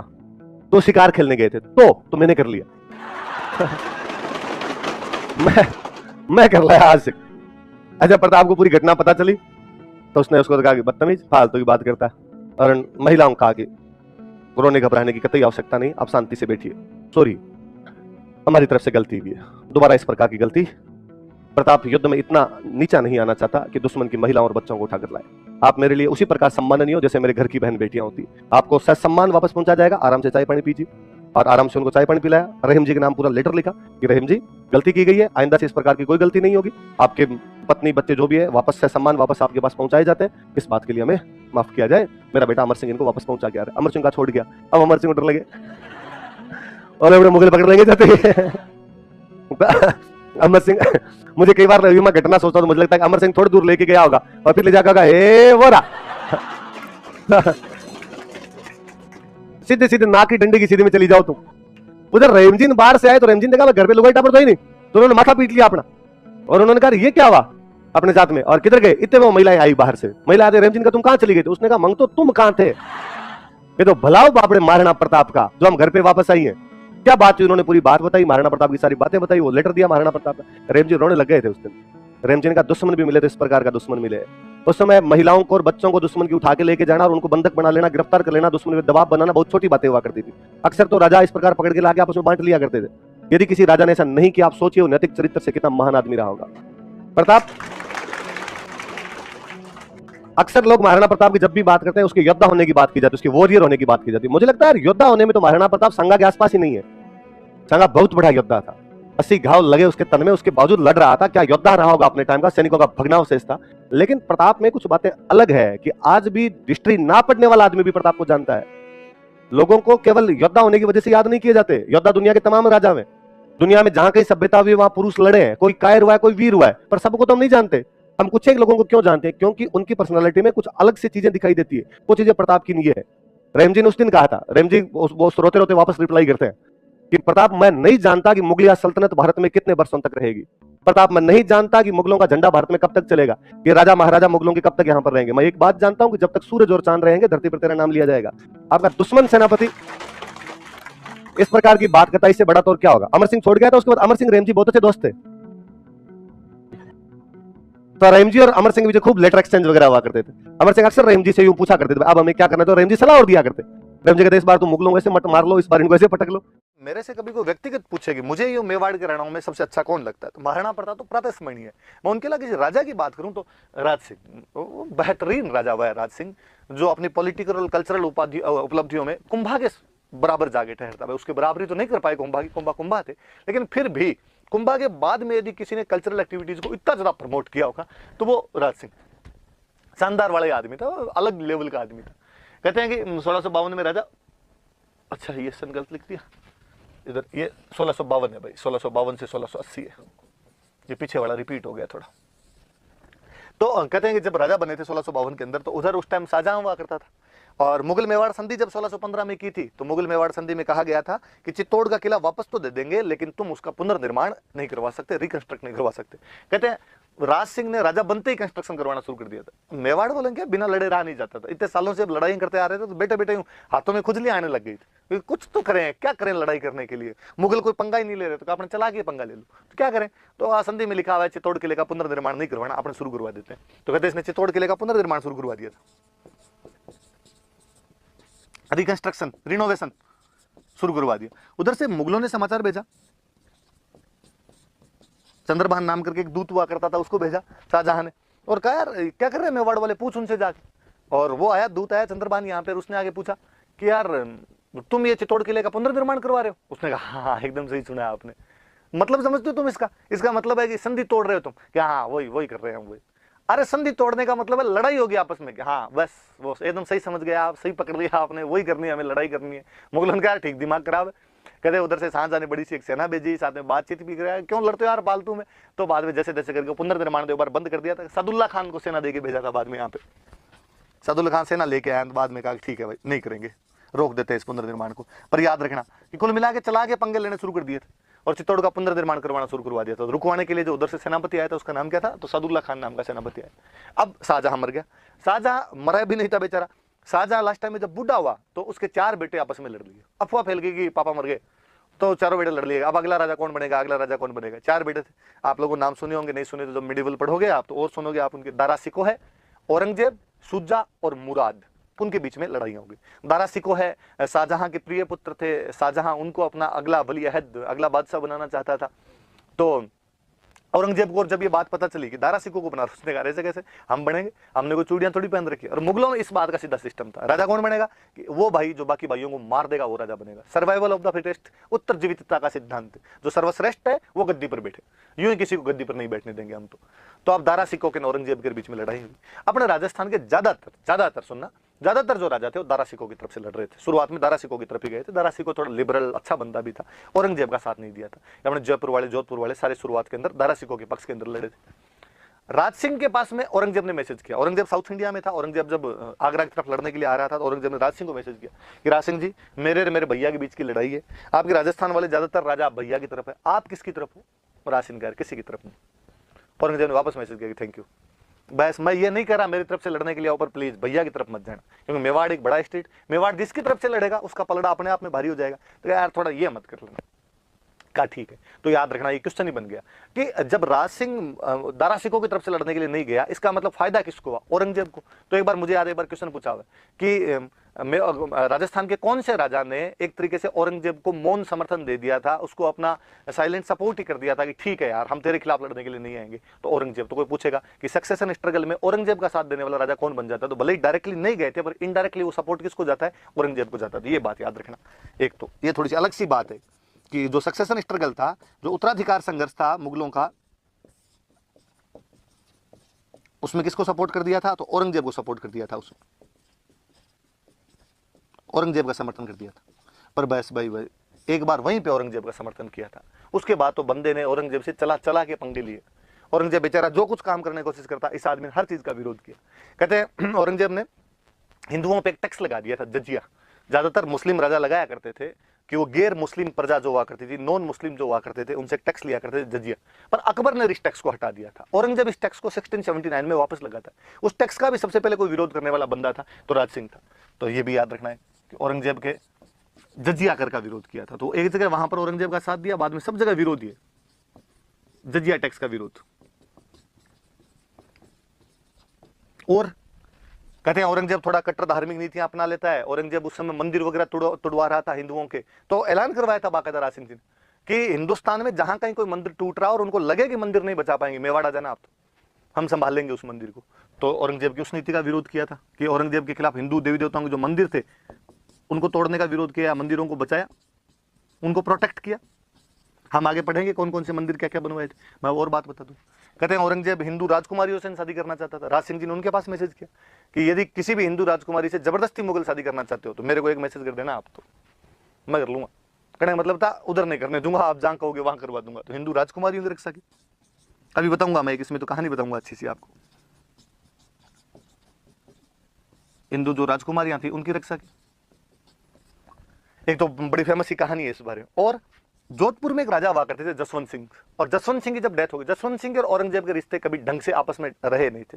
पहले वो उत्तराधिकार युद्ध के अंदर दारा सिकों के पक्ष में थे, बाद में सुजा के पक्ष में भी चले गए थे, औरंगजेब के साथ भी आ गए थे, तो आपस में दोनों में कभी वो नहीं आ पाया, विश्वास नहीं जम पाया था दोनों के बीच में। तो औरंगजेब ने ट्रांसफर ही ठेठ अफगानिस्तान कर दिया था। अफगानिस्तान में जब डेथ हो गई तो औरंगजेब का सोचना था कि यार मैं पूरे जोधपुर पर कब्जा कर लूँ, और इसलिए उन्होंने जसवंत सिंह के जो बेटे थे अजीत सिंह, उनको राजा बनाने से मना कर दिया। दुर्गादास राठौड़ का आगे हम नाम पढ़ेंगे, वो अजीत सिंह को लेकर इधर उधर घूमते राजा बनाने के लिए। तो उनको यदि किसी ने सपोर्ट किया अजीत सिंह को और दुर्गादास राठौड़ को कि हाँ तुम औरंगजेब से लड़ो, मैं तुम्हारा साथ दूंगा, तो वो कोई आदमी था तो राज सिंह था। तो कहते हैं कि भाई ये मेवाड़ वाले कौन थे? राठौड़, सॉरी मारवाड़ वाले थे राठौड़, मेवाड़ वाले राज सिंह, ये कौन? सिसोदिया।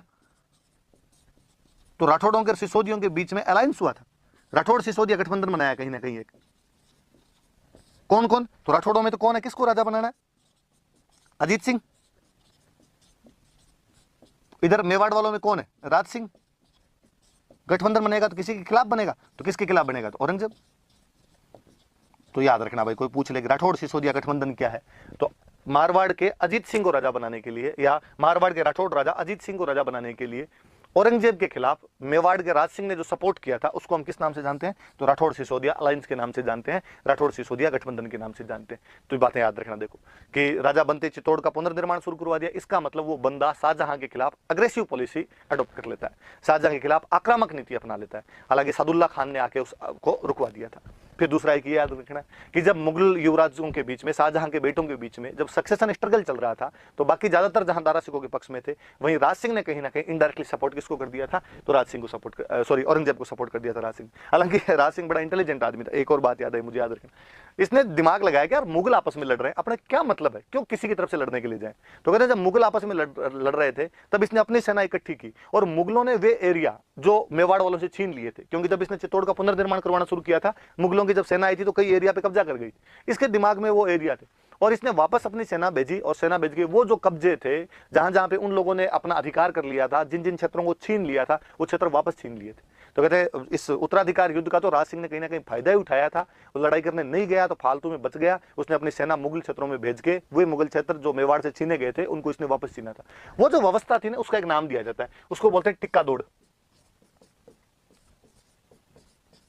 होता क्या था कि राजा का जब राज तिलक हुआ करता था, उसकी हर साल एनिवर्सरी मनाई जाती थी, और जब एनिवर्सरी हुआ करती थी राज तिलक की, कोरोनेशन की जब एनिवर्सरी हुआ करती थी, उस टाइम राजा अपनी सेना को लेकर आसपास में निकलता था और आसपास के एरिया जीता करता था। तो राज तिलक को अपने टिक्का बोलते हैं, तो टिक्के वाली दौड़ हुआ करती थी।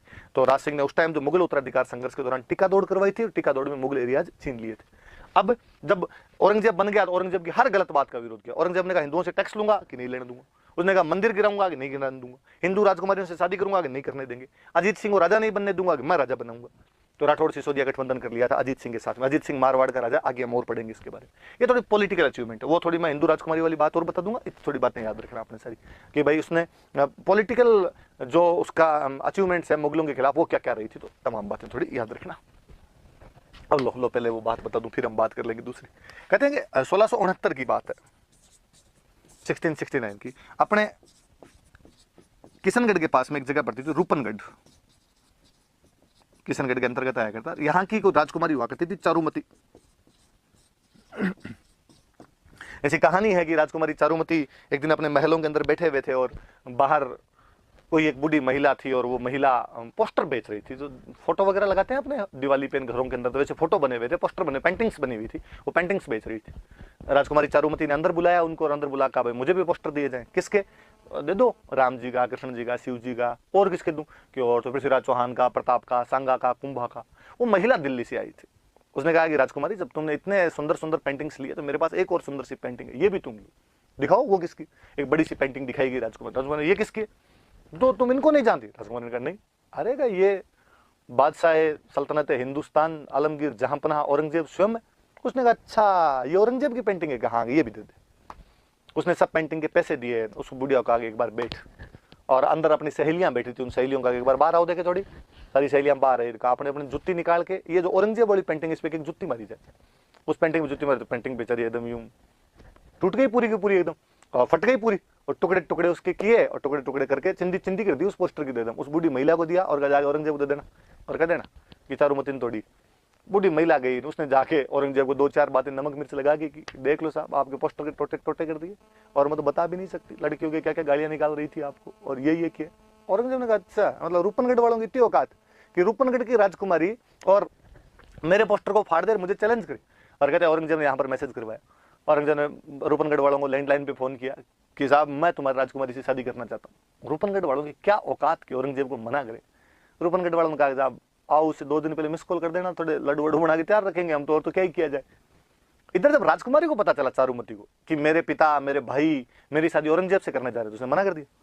उसने कहा मेरे से बिना पूछा मेरी शादी औरंगजेब से कैसे कर सकते हो? भाई ने कहा तूने कौन सा पूछ के पोस्टर पड़ा था, तू भी तो गलती करके गई है।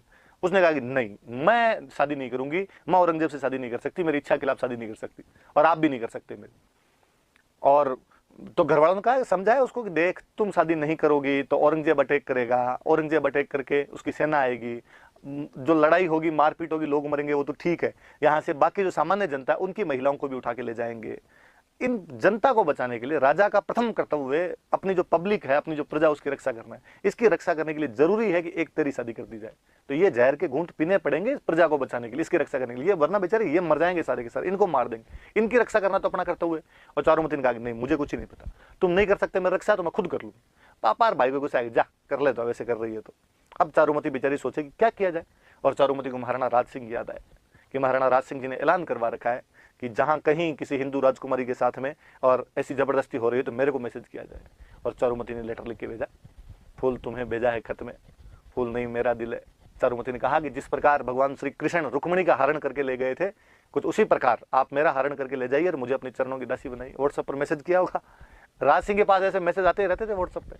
राज सिंह ने कहा पहले अपने डीपी चेक करेंगे, बाद में देखा जाएगा। राजकुमारी चारुमती बेहद सुंदर, राज सिंह जी एकदम शादी के लिए तैयार ही थे।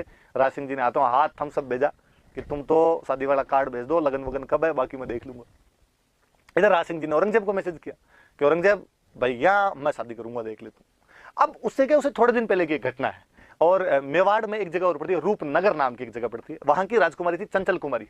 और चंचल कुमारी से भी औरंगजेब शादी करना चाहता था। कहते राज सिंह जी पहले वहां जाके शादी करके आ गए थे। औरंगजेब ने कहा ये क्या तरीका है, तो वहां भी तू करके आ गया, यहाँ भी तू करके आ गया, अब एक जगह तूने कर लिया, एक जगह मैं करूंगा। यार भाई भाई देख ऐसे मिल बांट के सब। राज सिंह का नहीं, तू नहीं समझ रहा, मैंने इस बार डीपी देख ली है, इस बार तुम नहीं, बाकी अगली बार देख लेंगे, जो तुम्हें करना वो कर लेना। अब औरंगजेब ने कहा फिर ठीक है, तो इस बार लड़ाई करेंगे और लड़ाई में जो जीतेगा ना उससे शादी कर लेंगे। राज सिंह ने कहा हो तू जैसे कहे वो कर लेंगे हम तो, शादी का समय नजदीक है।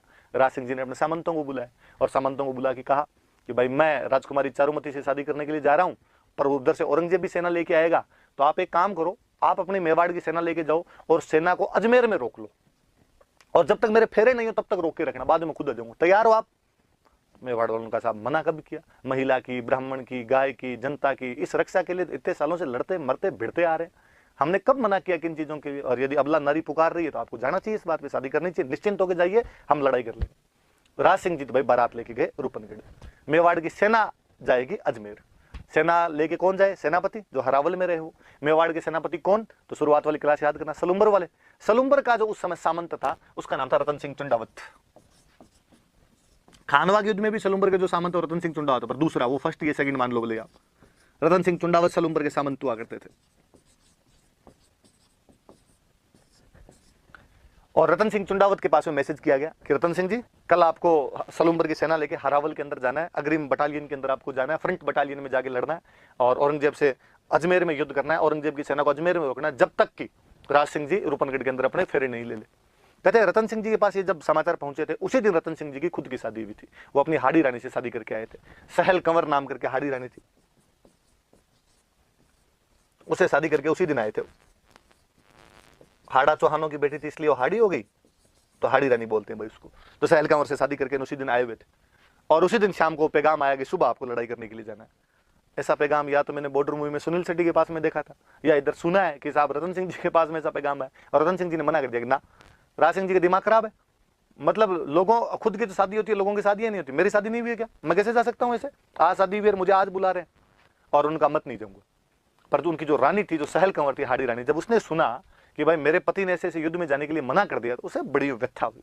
उसे लगा कि नहीं यार ये तो गलत हो रहा है, और उसने अपने पति को समझाया, रतन सिंह जी को समझाया कि नहीं, ये जो मेवाड़ की हरावल है ये इसलिए आपको मिली है कि चुंडा जी ने राज्य का त्याग कर दिया था, मोकल के पक्ष में अपना संपूर्ण राज्य छोड़ दिया था, इसलिए सलुम्बर वाले चुंडावतों को सेनापति का अधिकार है, सलुम्बर वाले चुंडावतों को हरावल में अमर मिटने का अधिकार है। आप ऐसे त्याग नहीं कर सकते इसका। यदि आप नहीं जाएंगे तो हरावल छीन ली जाएगी। आने वाली पीढ़ियां इस बात पे थू थू करेगी कि हमारा एक दादा परदादा युद्ध में नहीं जा पाया था, इसलिए हमसे हरावल छीन ली। प्लीज आपको युद्ध के लिए जाना चाहिए। रतन सिंह ने मना किया, अरे तू नहीं समझती बातों, मैं जानता हूँ, राज सिंह जी की डेली ब्याह करने होते हैं, हम डेली जाते हैं लड़ने के लिए। उसने फिर समझाया कि नहीं प्लीज आप जाओ युद्ध करने के लिए। पत्नी ने समझाया तो रतन सिंह जी तैयार हुए। दूसरे दिन अपनी सेना लेकर जा रहे थे घोड़े पर बैठ के, पर आदमी का जीव कोई लगे, वे जाते हुए लम्हो जरा ठहरो टाइप के गाने चले बैकग्राउंड के अंदर। तो कहते हैं जैसे ही युद्ध के लिए घोड़े पर चढ़ के जा रहे थे, अपने महल के पास पहुंचे तो उसने देखा कि महल के झरोखों में हाड़ी रानी सहल कंवर ऊपर खड़ी हुई देख रही थी। रतन सिंह जी ने अपना घोड़ा रोका और पास में कोई सैनिक खड़ा था, उसको कहा ऊपर जा, और ऊपर जाके और रानी साहब को कहा कि मेरे लिए कुछ निशानी भेज दे, कुछ चीज दे दे अपनी कोई ना कोई, कि जैसे हनुमान जी जब माँ सीता के पास गए थे तो माँ सीता ने अपने कंगन उतार के दे दिए थे, राम जी के पास भेज दिए थे, उस प्रकार तो कुछ निशानी लेके आ मेरे लिए। तो गया, सैनिक ऊपर गया, उसने जाकर कहा हाड़ी रानी सहल कंवर को कि रानी साहब नीचे रतन सिंह जी खड़े हैं और आपके लिए कोई ना कोई, आपकी कोई ना कोई निशानी मंगवा रहे। उसने सोचा यार निशानी आ जाएगी तो युद्ध में थोड़ा उसको देख के टाइम पास करेंगे। सहल कंवर पुनः सोचती है कि जब मेरा पति युद्ध में जाने से मना कर रहा है, युद्ध में जा नहीं पा रहा है, अभी भी उसका मन यहीं अटका हुआ है, इस बात की क्या गारंटी है कि युद्ध में जाने के बाद लड़ लेगा। वो पुनः सोचती है कि मैं उस परिवार की लड़की हूं कि मेरी बुआ ने, जब मेरे फूफा जी युद्ध के बीच से वापस आ गए थे तो किले के दरवाजे बंद करके अपने पति को अंदर नहीं आने दिया था। मैं उसकी भतीजी हूं, वो मेरी बुआ थी।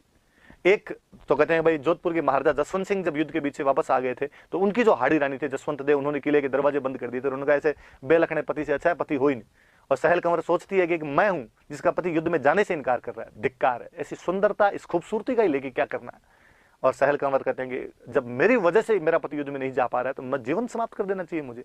और उसने अपना सर काट कर दे दिया था और कहा कि रतन सिंह जी को जाके ये दे देना।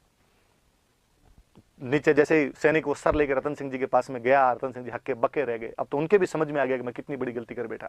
पर कहते हैं कि उस युद्ध में रतन सिंह जी इतनी बहादुरी से लड़े थे, उन्होंने वो सिर अपने उसके जो बाल थे वो गले के अंदर बांध लिए थे। उस अजमेर वाले घाटे में उन्होंने औरंगजेब की सेना को इंच आगे नहीं बढ़ने दिया था। ऊपर से पत्थर मार मार के औरंगजेब की सेना को यहाँ से भगा दिया गया था। राज सिंह जी सकुशल चारुमती से शादी करके वापस लौटे थे। कभी बहुत पहले मैंने एक कहानी पढ़ी थी, लक्ष्मी गौरी चुंडावत की लिखी हुई कहानी है, जिसमें वहां पर राजसमंद की पाल पर बैठकर राज सिंह जी अपने शादी से पहले होने वाली घटनाएं चारुमती को सुना रहे हैं। और जब कहानी समाप्त होती है तो चारुमती पूछते हैं कि रतन सिंह जी लड़ते हुए मारे गए और उसके बाद क्या हुआ। राज सिंह जी कहते हैं कि वो दोनों सर्वस्व त्याग कर गए। एक ने अपने पति युद्ध में नहीं जा रहा था इसलिए अपना गला काट कर दे दिया, सर काट कर दे दिया था। एक देश की रक्षा के लिए लड़ता हुआ मारा गया था। उन दोनों की वजह से आज हम दोनों बैठे हुए, कि आज हम दोनों का यदि यहाँ पर अस्तित्व है तो उनकी वजह से। आपने वो सुना भी होगा कि चुंडावत मांगी सेनानी सिर काट दे दियो सतरानी, कि चुंडावत ने सेनानी मतलब निशानी मांगी थी, उस सतरानी ने अपना सर काट कर दे दिया था।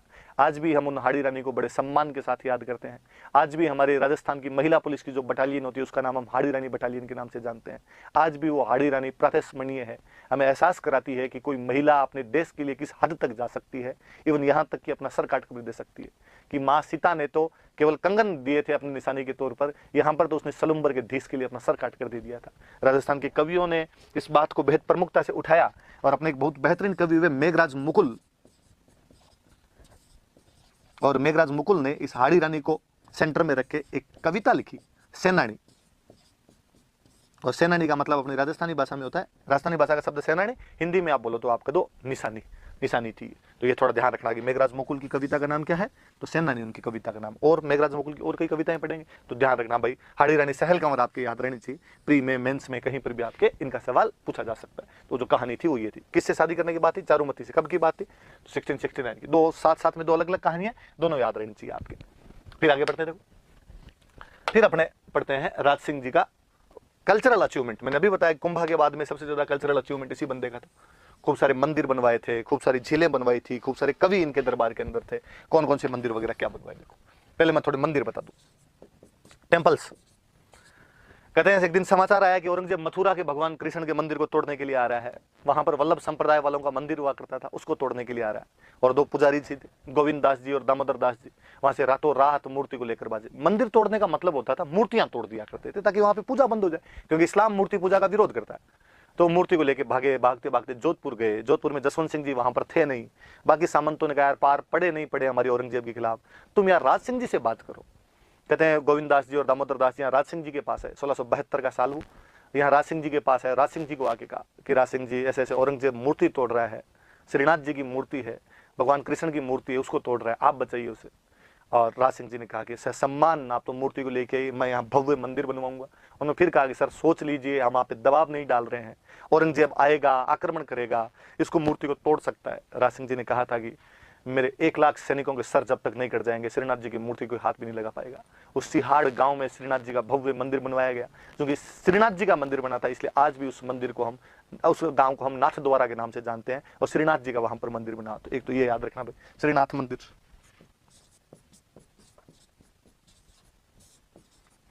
श्रीनाथ मंदिर बनवाया था नाथ द्वारा में। नाथ द्वारा का पुराना नाम था सिहाड़। मूर्ति वगैरह कौन क्या लाए मैंने बता दिया थोड़ा आपको। ये मूर्ति लाए थे गोविंद दास और दामोदर दास, मथुरा से लाए थे।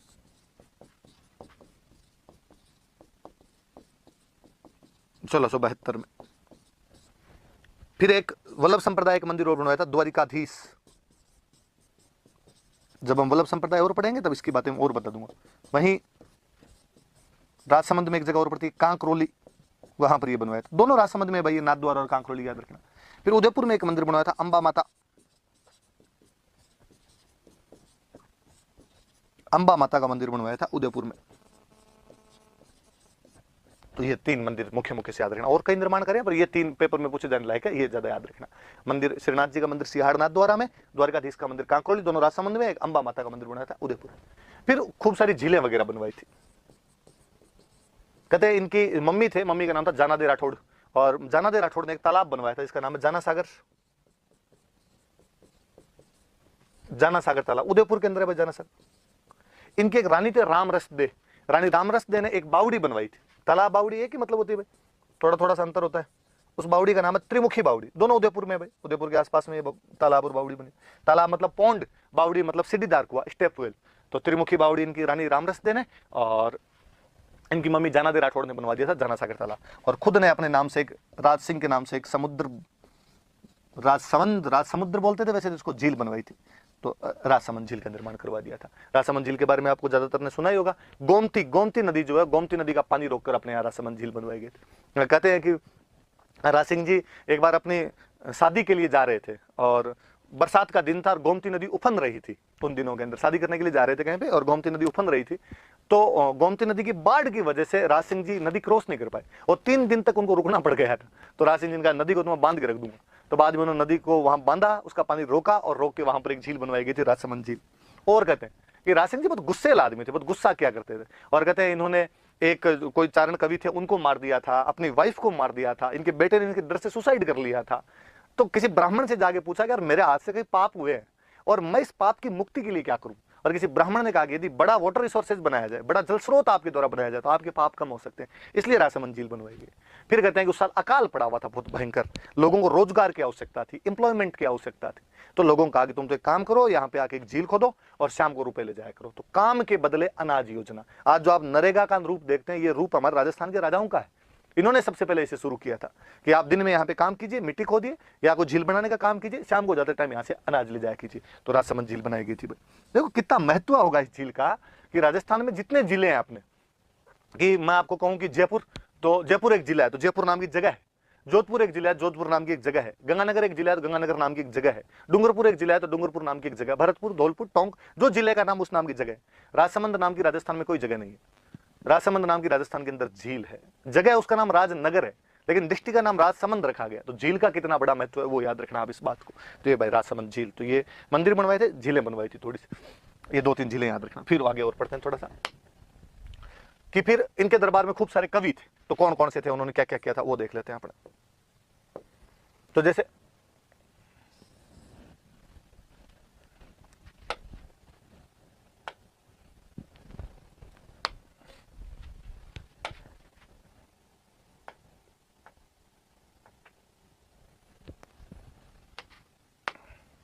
कवियों ने कौन कौन सी चीजें लिखी थी वो देखते हैं। एक थे इनके दरबार में किशोर दास, और किशोर दास ने एक किताब लिखी थी राजप्रकाश। एक थे सदाशिव भट्ट, और सदाशिव भट्ट की एक बुक है राज रत्नाकर। एक है कवि मान, और उन्होंने लिखी थी राजविलास। देख लो, राज नाम से, किशोर दास की राजप्रकाश, सदाशिव भट्ट की राज रत्नाकर, कवि मान की राजविलास। नाम बोल बोल के देखना 2-3 बार, तब याद होंगे आपसे। फिर एक थे गिरधर आसिया, ये आगे हम साहित्य पढ़ेंगे तब और पढ़ लेंगे। और गिरधर आसिया की बुक है सगत रासो। ये जो प्रताप के भाई थे शक्ति सिंह के बारे में हम पढ़ते हैं, जो प्रताप का भाई था, तो प्रताप के भाई शक्ति सिंह की जानकारी, तो शक्ति को इन्होंने सगत लिख दिया, सगत रासो को दो, शक्ति सिंह का दो। और फिर सबसे इंपॉर्टेंट जो है वो ये रणछोड़ भट्ट,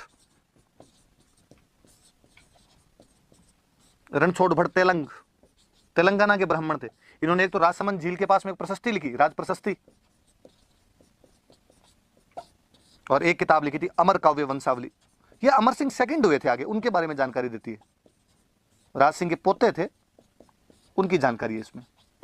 और इन दोनों किताबों में, राज प्रशस्ति में, अमर काव्य वंशावली में भी शक्ति सिंह का वर्णन है। तो शक्ति सिंह का वर्णन सगत रासों में भी है, राज प्रशस्ति में भी है, अमर काव्य वंशावली के अंदर भी है। अमर काव्य वंशावली में चेतक के बारे में भी अपने को जानकारी मिल जाती है। पर इनमें सबसे ज्यादा इंपॉर्टेंट कोई चीज है तो वो ये राज प्रशस्ति।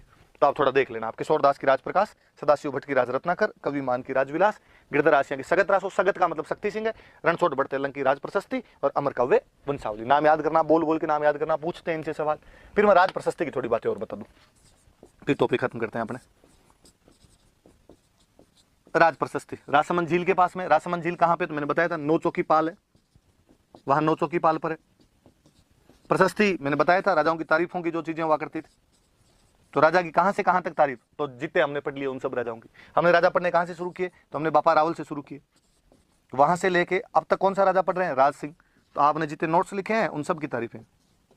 कौन सी भाषा में है तारीफें, तो ये संस्कृत भाषा में है। कितनी बड़ी है, तो कहते हैं यहाँ 25 बाटें हैं, 25 पत्थरों पर लिखी।